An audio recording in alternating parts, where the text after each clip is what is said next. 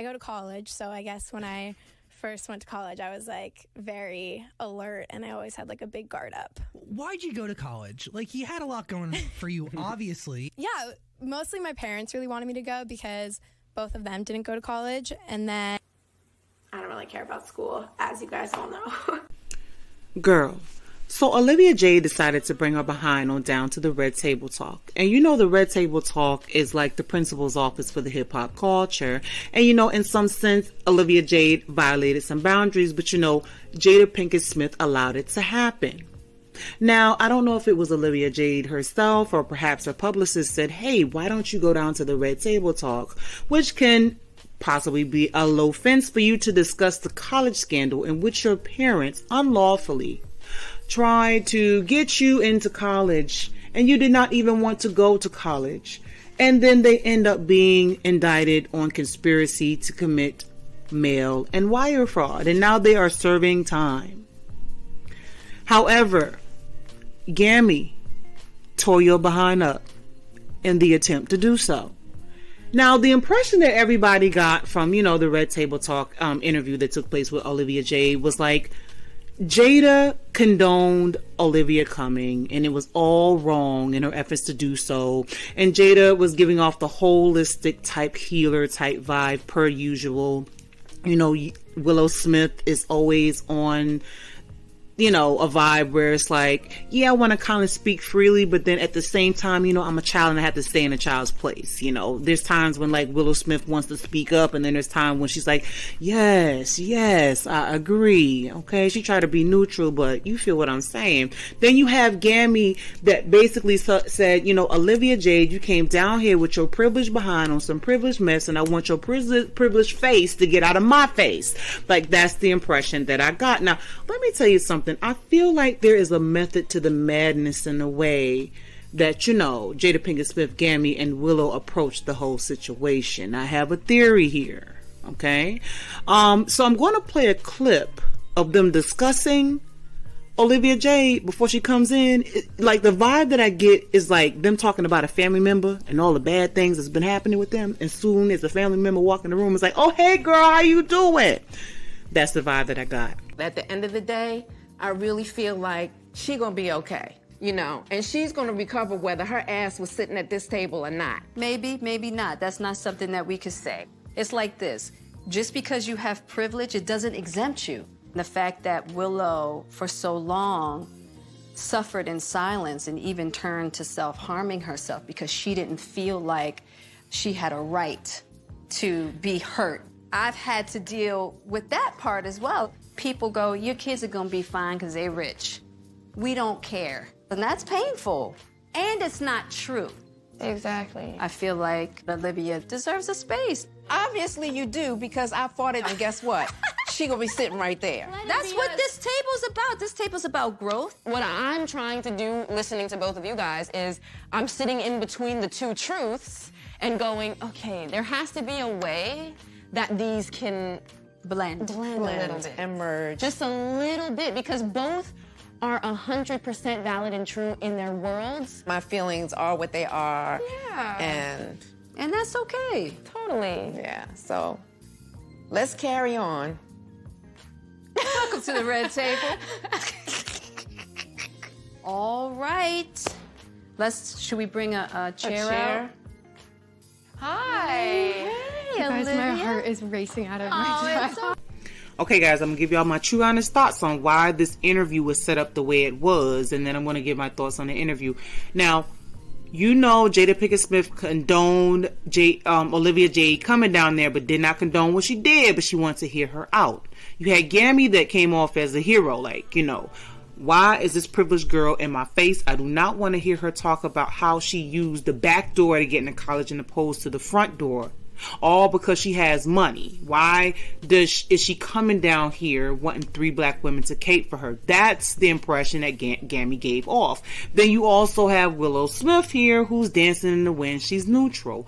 Guys, that interview was supposed to be set up in terms of their approaches.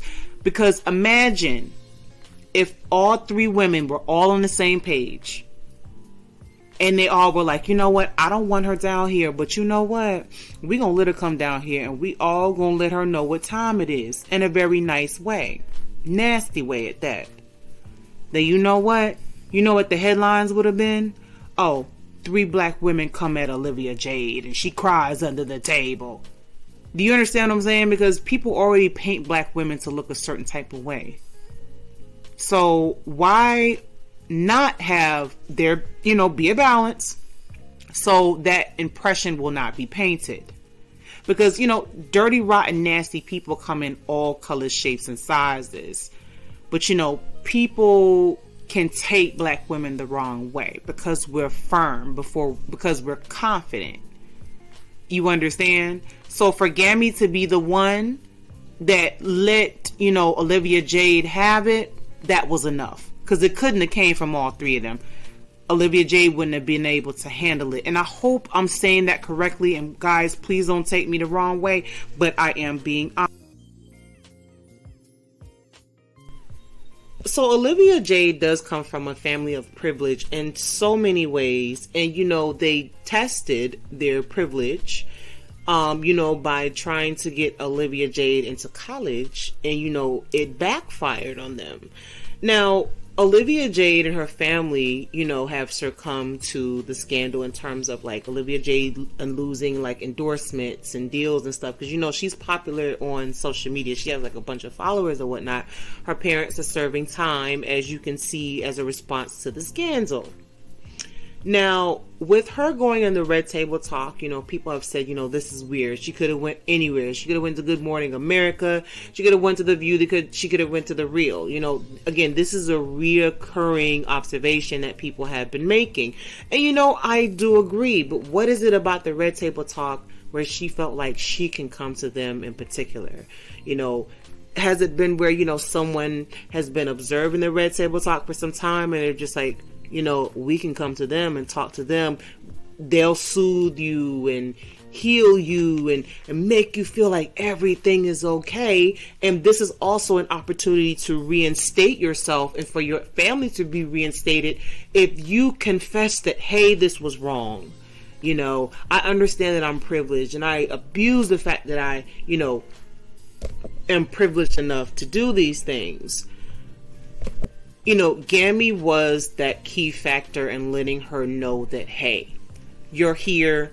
Didn't necessarily want you to be here. I want you to understand that, you are a privileged person. There are people that are trying to get into college and they can't get into college and, or people that can't pay for college so they can't go to college. And there's people that are working their way from the bottom, getting out the hood, getting out of the ghettos, getting out the slums of, the certain cities or certain areas to make a better life for themselves. And they're doing what they have to do and working in the best way possible to get an education.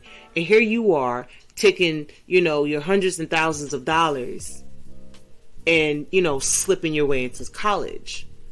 And that's what Olivia Jade needed to hear. You want to come to the Red Table Talk? This is what we're going to give you. So Olivia Jade, said, I'm aware of the social inequalities. I'm embarrassed. Yes, when I first heard about it, it was spring break. I was getting calls. I hid out for a couple months, etc. I don't want to seem like I'm ungrateful, but I understand what's going on. And one thing that Olivia Jade said that one point I want to highlight here that Gammy was talking about was, the people that actually do the work in order to get into college and don't go through the back door, they go through the front door. And when I mean going through the front door, I'm talking about, filling out the applications, getting the money for the applications, networking, getting the letters of recommendations, there are people that actually put in the work. Going through the back door is, in this case, just like Olivia Jade paying money to get in or lying on your application to get in. That's backdooring it, okay? But, to go further outside of getting into college, like when you actually are enrolled in college and you've been accepted, that's a great feeling. You have the people that sit in front of the computer and they're like all excited when they see, oh man, I've been accepted to Harvard, when I've been accepted to Howard or Duke or FAMU or Mercer University or Southern University. Like, there are people that are excited about the fact that they're going to a certain college or they're going to a certain university. And, you know, they're going through the process, the trials and tribulations as well. And then they finish. College is a culture. College is not for clout. And that's what Olivia Jade was treating it as, going to college and using it as clout. Like, look at me, I'm going to the parties, I'm with the boys. Oh, I just got to talk to the dean about the fact that I'm going out of the country. Wow. So, I mean, she had no end game in mind, in the sense where, like, she wasn't going there for a degree. She was going there for a clout badge. And so she got her clout badge, okay? She could wear it proudly on her chest because she didn't want to go to college in the first place. So eventually, all good things come to an end and you're no longer at that university, you know? And see, Olivia Jade went to, you know, that university, and she went there for all the things that people get tripped up on when they go to college or like a university. Does that make sense? Like the parties and the campus activities and the sports and all that stuff like that. People will be like, yeah, man, I was doing all that and that's why I was in college a little bit longer. But see, people will get tripped up on that, but you know, they'll finish. And opposed to her, she was there for that and that only. That is just absolutely sad. So, you know, to go further here, there are people that are not able to get into college. And so she took the space of somebody that could have been there. You know? So it's like, why would you send your kids to college knowing that, you know, they don't want to go? Now you're sitting in prison for 2 months. And, you know, Lori's sitting in prison for 2 months. The father's sitting in prison for 5 months. Because, you know, you wanted to exercise your privilege on top of the fact this child wanted to get a clout badge. She wears it proudly. Now she's trying to redeem herself.